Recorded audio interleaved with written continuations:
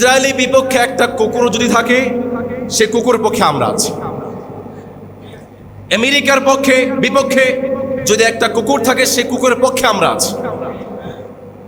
পুরো বিশ্বের রাষ্ট্রের সমস্ত শক্তিরা, মুসলমানরা যে সাহস করতে পারে, ইরান সে সাহস করেছে। আমরা ইরানের পক্ষে আছি। আপনারা আছেন তো? প্রিয় ভাইরা, 2 নম্বর কথা হচ্ছে, ইরানের মুসলমানরা শিয়া, তবে সমস্ত শিয়ারা অমুসলিম বা কাফের নয়। আপনারা জানেন শিয়াদের অনেকগুলো দল আছে, আমরা কয়েকটা জমাতে আলোচনা করবো ইনশাআল্লাহ তাআলা। সমস্ত শিয়ারা অমুসলিম বা কাফের নয়। বিশেষ করে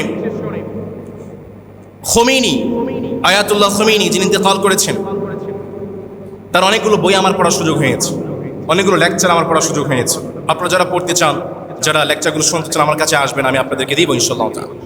তার কোনো একটা বই কুফরে আকিদা আমি পড়ি নাই, তার কোনো একটা লেকচারে কুফরে আকিদা বা কুফরি কথা আমি শুনি নেই।